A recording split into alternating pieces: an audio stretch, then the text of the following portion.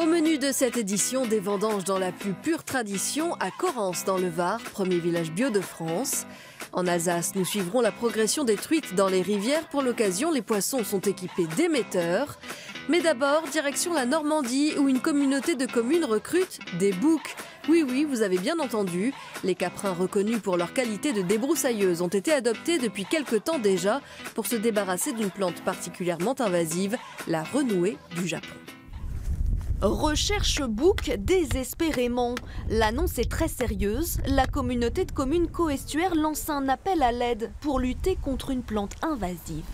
Voilà donc la renouée du Japon, donc le fléau contre lequel on se bat depuis plusieurs années, donc sur la communauté de communes coestuaires, et dont on a recensé au jour d'aujourd'hui environ 5500 m² de surface sur l'ensemble du territoire. Une plante qui s'est échappée des jardins des particuliers pour coloniser les champs et les bords de route à vitesse grand V. Celui-là, il va vraiment falloir qu'on le traite assez rapidement. Et problème, elle menace la biodiversité. Elle monte quasiment à 2 mètres de haut pour les grands foyers et donc du coup elle empêche toute la lumière d'être sur les plantes qui sont au ras du sol, donc toute l'herbe, toutes les autres plantes meurent et donc la flore qui pouvait exister auparavant disparaît avec la présence de ces foyers de renouée du Japon. Et en plus, elle produit une substance nocive. Même les produits phytosanitaires sont inefficaces. Seule solution alors, les boucs. Allez garçons. Depuis 6 mois, 14 boucs défaussés ont donc été introduits sur cette parcelle envahie de renouée du Japon. Un test qui semble porter ses fruits. Je trouve que les boucs ont très bien travaillé. Car les boucs raffolent de cette plante qui n'est pas toxique pour eux. On voit une renouée ici qui a été attaquée. Avec même des tiges qui commencent à nécroser, de nouvelles pousses qui repartent ici et qui seront de nouveau pâturées par les boucs. Ce surpâturage va affaiblir la plante et va empêcher à la plante de se propager.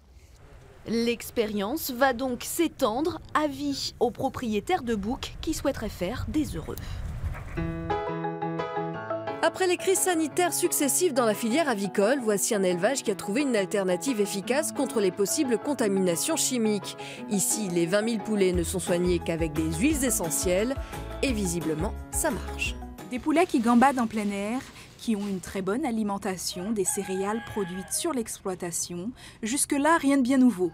Mais c'est du côté des abreuvoirs que réside toute la différence. Dans cette eau, il y a des huiles essentielles. Exactement. Et ça sert à quoi? Ça a différentes vertus.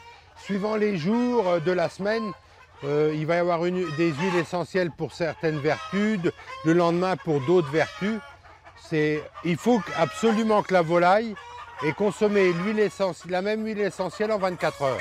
Didier Grandvillain, agriculteur depuis 25 ans, utilise plusieurs mélanges.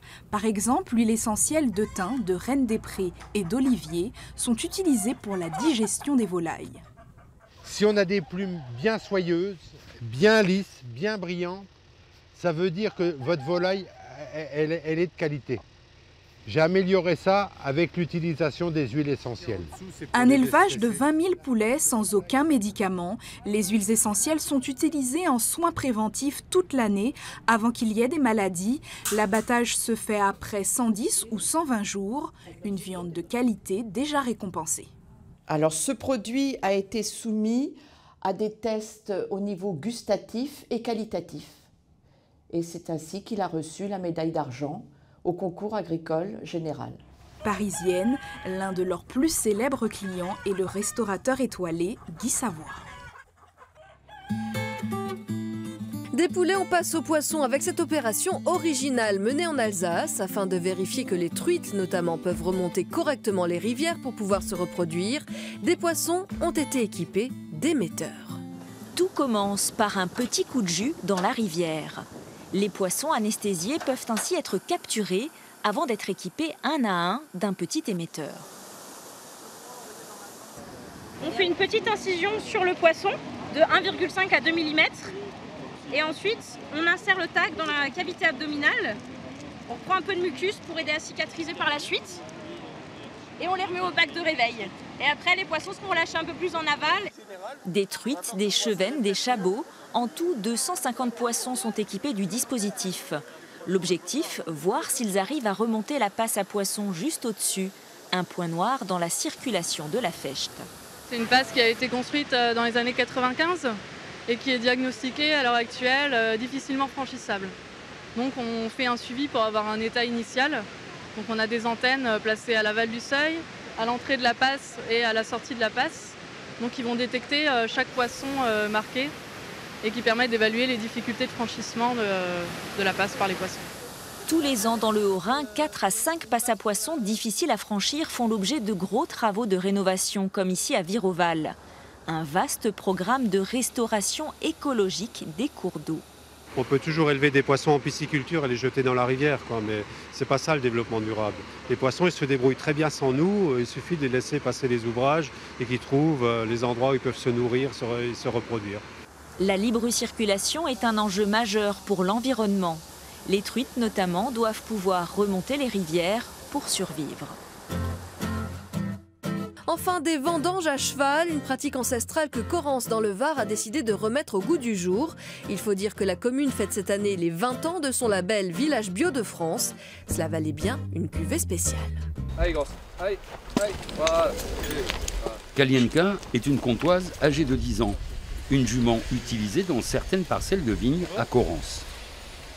Cette parcelle est cultivée toute l'année au cheval, donc il n'y a pas de tassement de sol et ce aurait été dommage au moment de la récolte de passer avec un tracteur et finalement d'anéantir le travail de toute l'année.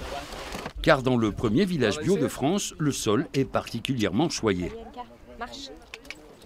C'est des terres de tuf, calcaires, terres blanches, donc filtrantes. Nous, sur ces terres blanches, on met un cépage qui est le roll.